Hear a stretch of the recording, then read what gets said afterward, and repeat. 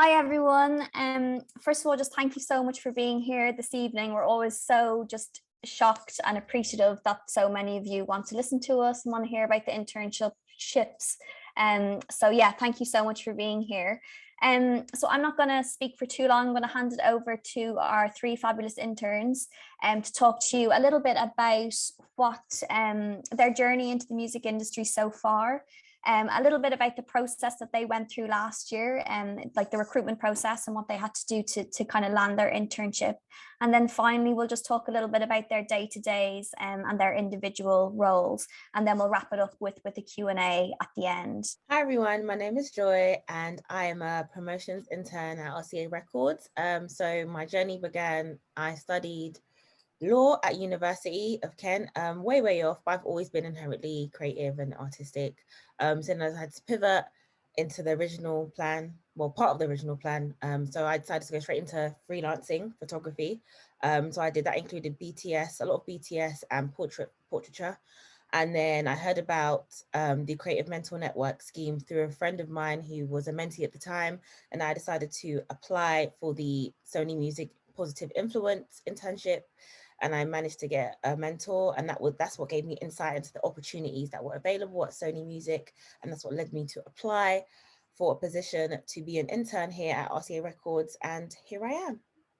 Hey, I'm Mel. My whole journey is basically a really great case of serendipity. I kind of started out when I was kind of like 17, and I started in like music kind of blogging, just blogging about random stuff. I think my friends were just tired of hearing me talk about music so much.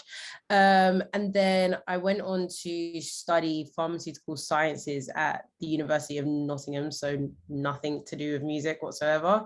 But whilst I was at uni, I was like super interested in music. So I joined like the radio station at my university and like the hip hop society over there too.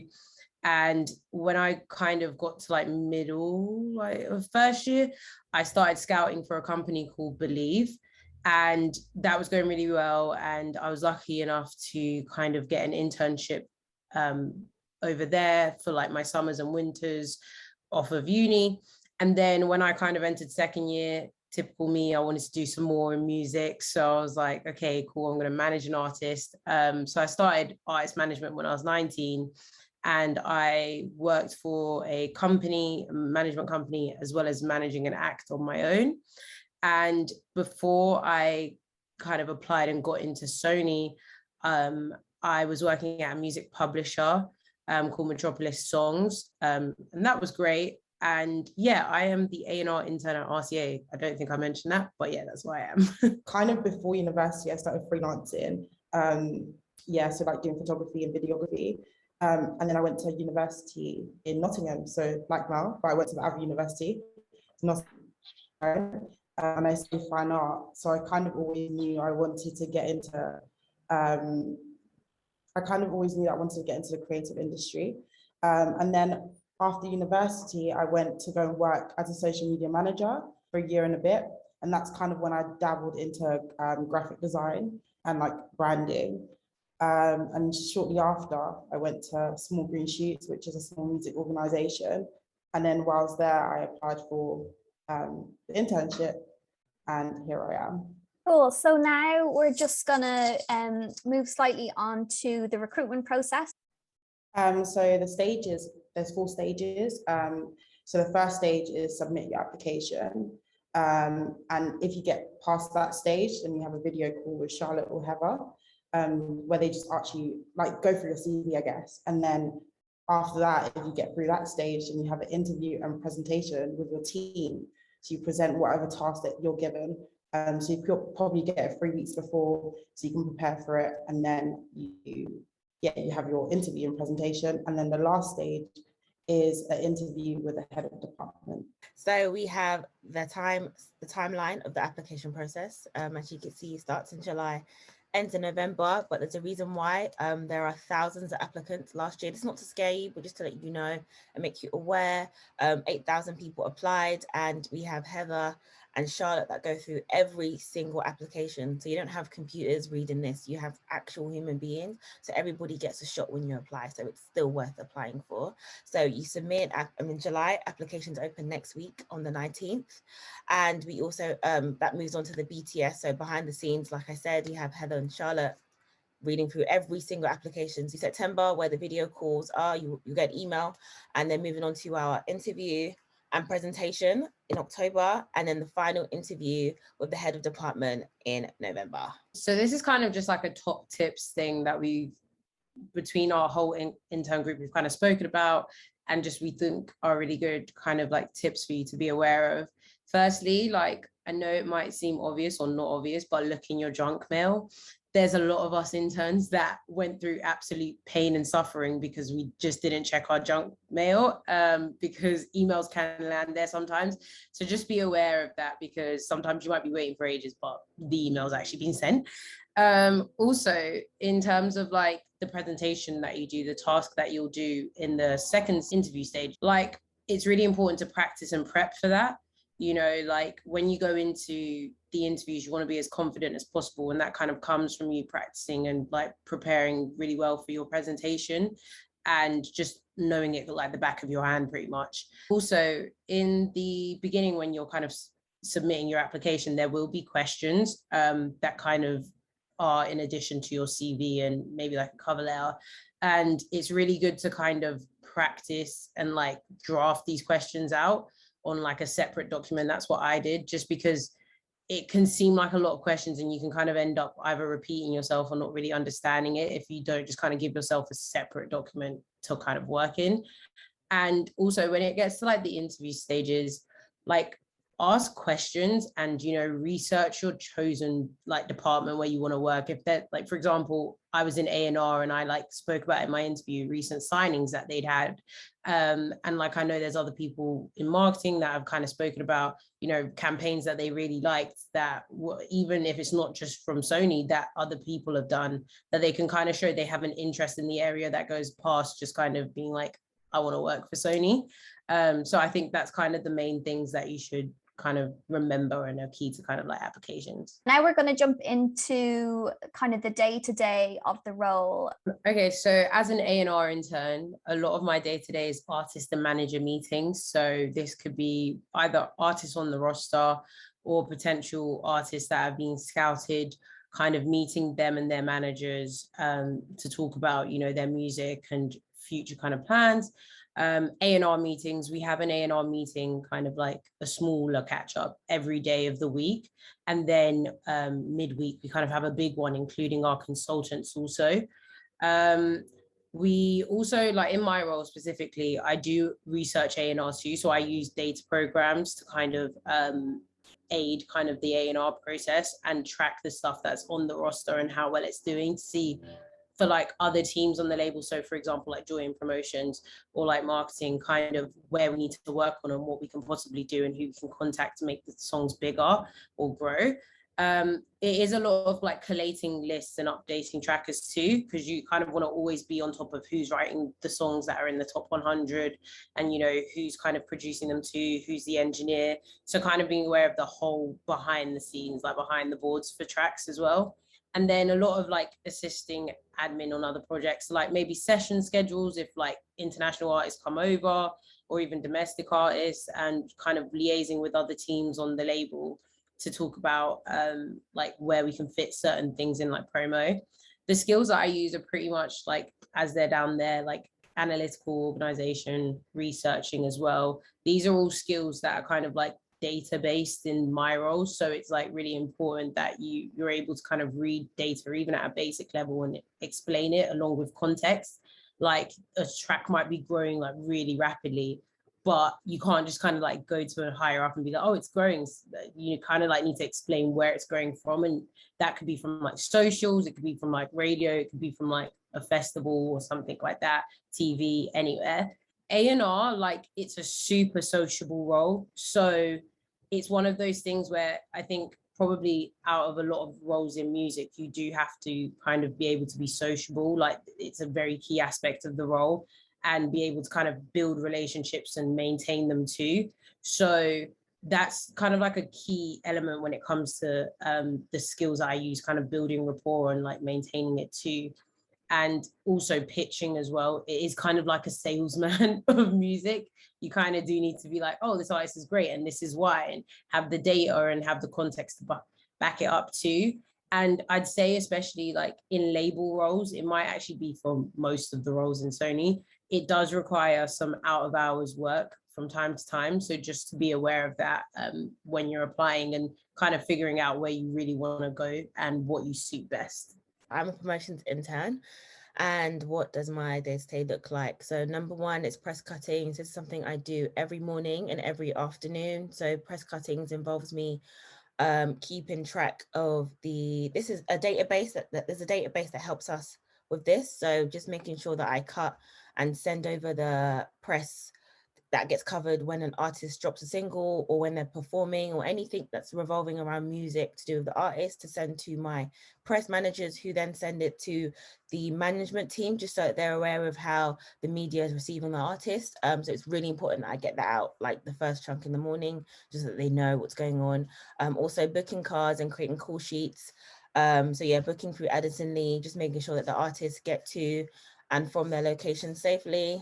Also I do that for the team as well whenever they go with the artist, and creating call sheets, so just letting them know what the beginning of the shoot looks like all the way through to the end, and who else is going to be on set. Especially with COVID around, I've had to make sure that I do a really good one, just so that we know how many people are going to be on set.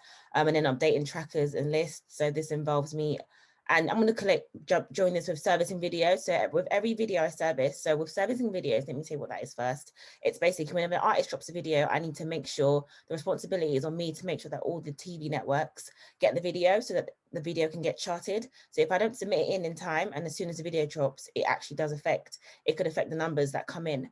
And that's the same with tracking. If I don't track the video, if I don't get the video tracked as soon as it drops, it does affect the numbers. They may not truly reflect. So if I do it too late, it may not really reflect how many times it's been played. How many times it's been played. So that just make sure that gets tracked so that they can get updated and so on and so forth. Also with the monthly newsletter that goes around every month of all the artists that are on RCA Records and how they're doing, just a highlight reel of the artists that are active. Not all the artists on the roster are active. Also sourcing assets for artists. So whenever TV networks or any kind of press or external people ask for assets, so assets are basically pictures, music, instrumentals, just make sure that they get that in time so it doesn't affect anything else. And lastly, processing invoices. It's also my responsibility to make sure that the people we hire out externally get paid on time. I really hope I wasn't talking too fast. So yeah, just make sure they get paid on time and processing that.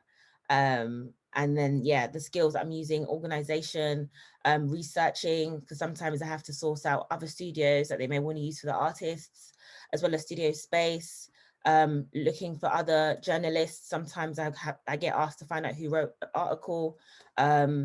So I need to find the contacts for that. Being able to prioritize, it's very, very important, because sometimes you get a lot of requests at once. So it's important to know which one is, so it's very important to have a good sense of urgency, which one you believe is urgent. Also time management kind of goes in hand with that. Also communication, making sure that you're communicating, because sometimes you get lost in your work. So it's very important to just acknowledge every email that you receive, otherwise it looks bad. So yeah, that's it. That's my day to day. So my day to day is like work. I work within the HR department. So I work with different sectors of the HR department. I create and design infographics and documents that get sent out as comms to the whole of the company. So you can imagine how much pressure that is. You have to make sure everything's aligned and it looks creative, but it's not too much, and it's like going with the branding, etc. I also work on campaigns such as the Sony Music Internship ones, the ones that you guys are going to apply for. So I made the videos and the graphics and the social assets that are going to go out on social media. I also made this presentation, just to throw out there. And the skills that you need to have: Adobe Suite. So you need to know how to use Illustrator and Premiere Pro. So you can obviously make assets as well as edit videos. I think a big skill I would say is designing and understanding branding concept, because not as, it's a graphic design role, but it's also a branding role. So you need to understand Sony Music's branding and make sure you're delivering that to all, to the company as well as externally as well. I would say pay attention to detail. Like I said before, making sure everything's aligned. There's been times I've seen like things online where nothing is centered, for example, and that can throw off people, and like you're not going to get as much engagement as you should be just because of that. I would say another skill is creativity and innovation. So bring your idea, make your mark, you know, like come with your ideas, but also combine them with Sony's ideas. And communication. I'm the only graphic designer on my team. So having to like speak to people in my team and try and get that idea on paper and actually design that is like a really good skill to have too. So now I'm going to talk about learning and development at Sony Music. So our internship is 12 months, and throughout the whole internship, you like there's a learning and development program. So the first part is like the spotlight sessions. So for example, I'm part of the HR team, but I'm interested in someone in Full Floor Creative, which is our creative hub. So we will have a spotlight session on them, so I can ask them whatever questions I like. There's like spotlight sessions on different labels as well, which is good. So you get to meet everyone in the business. We also have like workshops that focus on soft skills, so confidence and productivity. A year ago, I probably wouldn't have been able to sit in front of you guys and present, but I thought my confidence level has gone up completely. And like you're just reminded every single day that you are meant to be here, because coming to a big company is like really hard. You're like, oh, I shouldn't be here. You don't feel like you have the skills to be here, but then these workshops help you get there. And also there's 30 other interns in your position, so there's other people to relate to, and you get to meet everyone in part of the internship. And lastly, you have an in-house mentor, which is great because you can talk to them about everything and anything, and they just they give you advice and they guide you throughout the whole thing. So yeah, that's it. So the roles we spoke about today, like they're really just a snapshot of the different internships we have. And each year they evolve, each year they move in line with our business needs. So the roles that we talked about today, they may not necessarily be represented next week when the roles go live, but they all embody the same or very similar skill sets. So you'll definitely find something that suits your skill set and what you're hoping that will aid what you want to do in the future. So there's about 27 different roles, and they cover everything from the label roles, so like where Mel and Joy are, the creative stuff, so where Anna sits, and she mentioned fourth floor creative. So there's design role, graphic design roles there's production roles, there's a video production role as well. We also have some stuff around audience development, so like insight, analytics, and then we have roles that sit in our central teams, so HR, finance, royalties, business development as well. Amazing, thank you, Heather. I'm gonna start asking some questions. Heather, tips to prepare for the presentation, assuming your application gets selected in the first round. I think the ladies might be able to answer that better because they did the presentations. But I guess just from my perspective, it's kind of back to what Mel was saying on the call, like practice the tech as well, because we had a lot of instances when interns, like candidates would come on to do the call and they hadn't practiced, and they were on like a dodgy internet connection, or like they hadn't tidied their room, so like in the background you like see like dirty clothes, or whatever it may be. So it's just kind of check your background, check like where are you positioned, is it quiet, are you going to be interrupted, and practicing your actual presentation so you're really clear in what you're going to say and what you're going to communicate. Like if there's people you can run through it with beforehand, whether that's like someone kind of more senior, or maybe they work in like another industry, or even just your friends, just getting feedback of how you come across or the stuff you've said. I think that can really, really help. But yeah, it would be interested to know what the ladies think, because they actually had to do it. I didn't.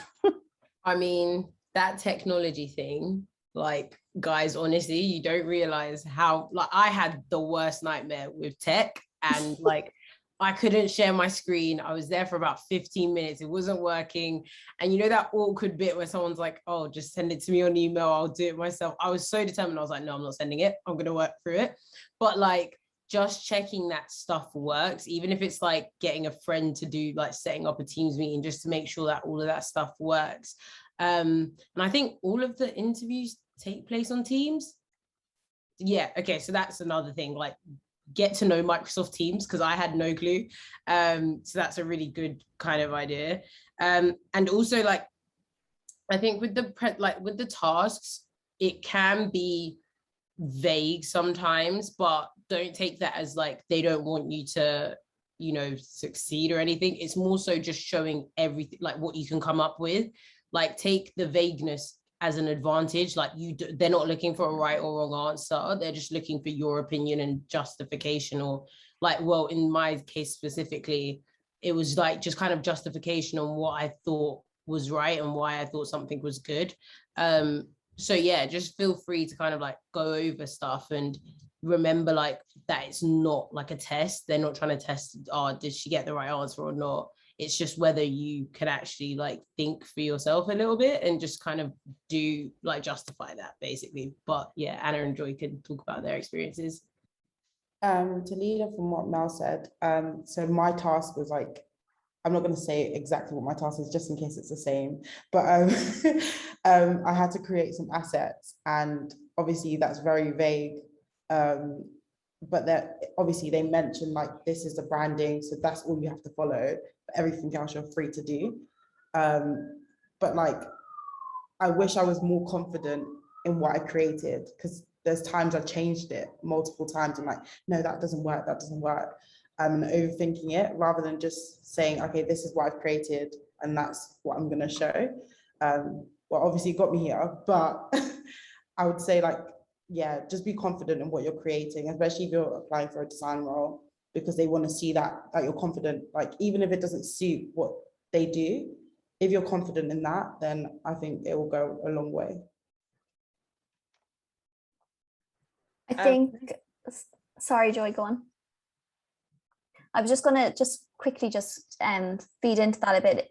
It like what Mel said, it's not about getting right or wrong. Like, there is no right or wrong answer to the tasks.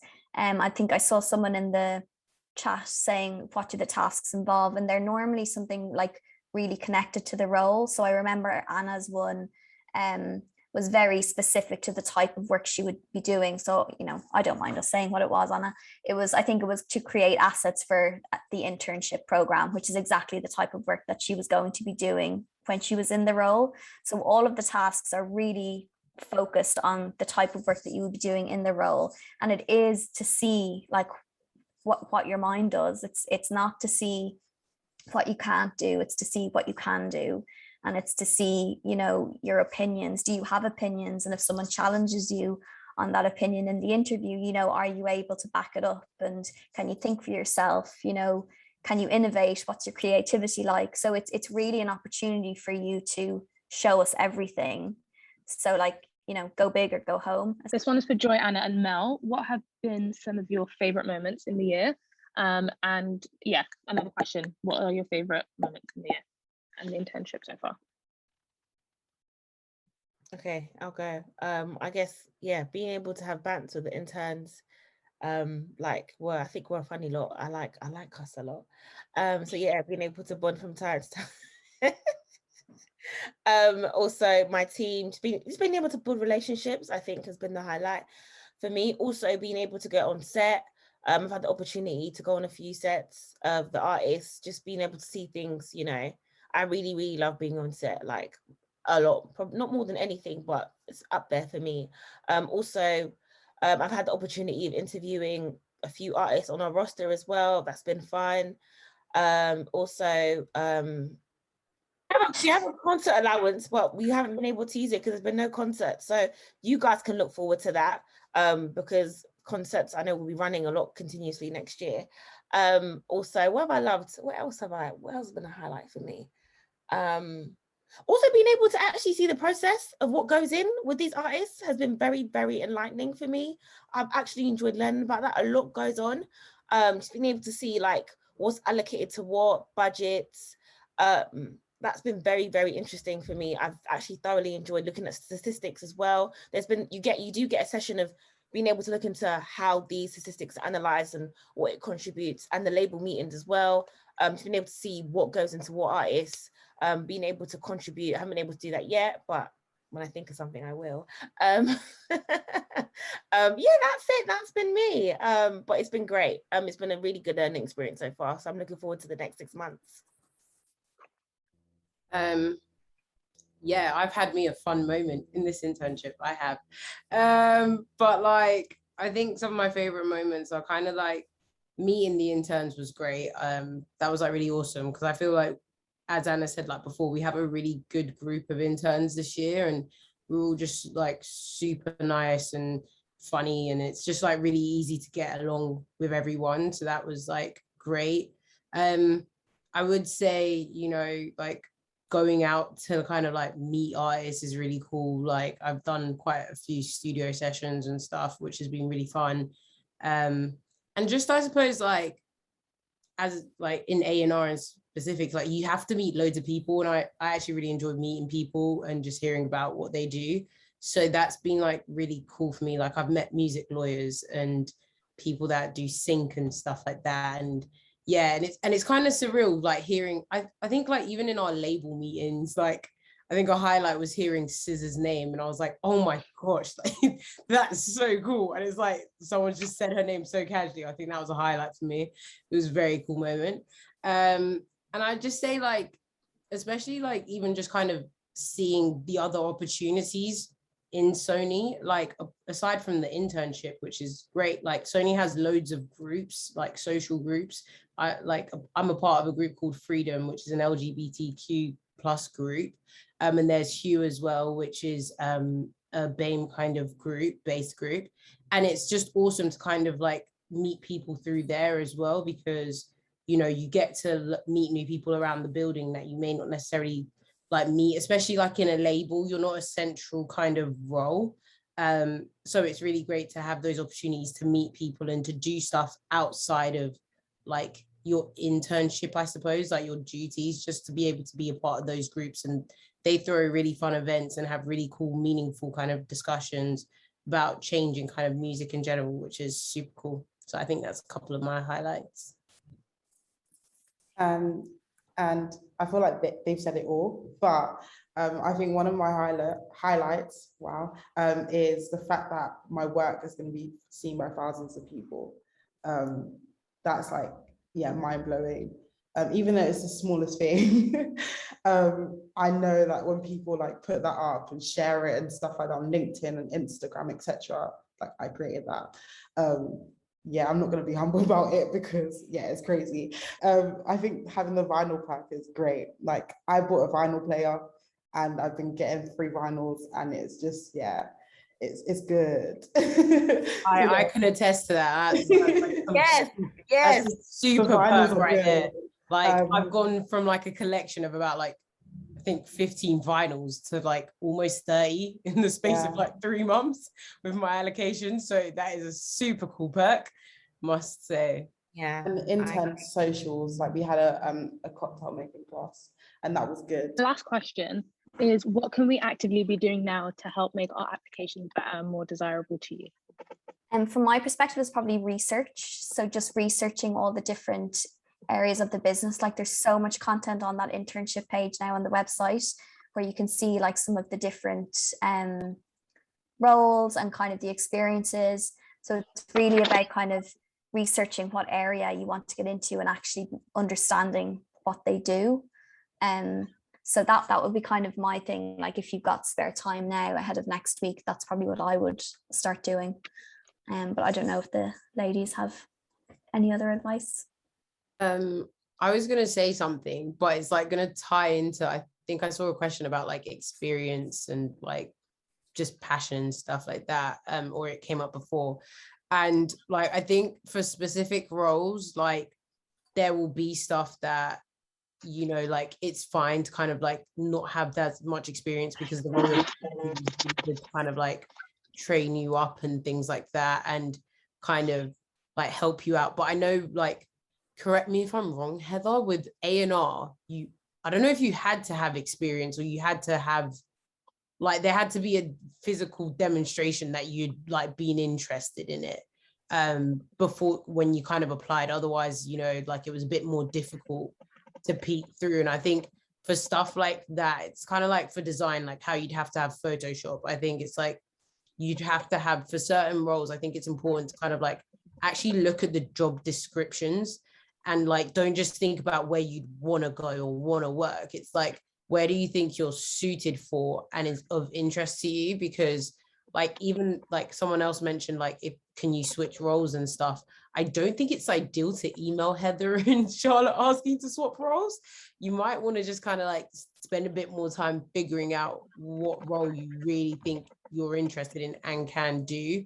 And that will probably give you like the step in confidence you need to do the application. Like, I know when I was like looking through kind of the roles and stuff, like A&R spoke to me immediately, and it was kind of like, I knew what to write in a sense, like, because I was so passionate about it and I could speak for ages about it. So I think you'll kind of know which roles for you and which one you're suited to by like, not like the ease of the application, but how easy you find it to answer questions on the application. Like, it's not like pulling out your hair type thing.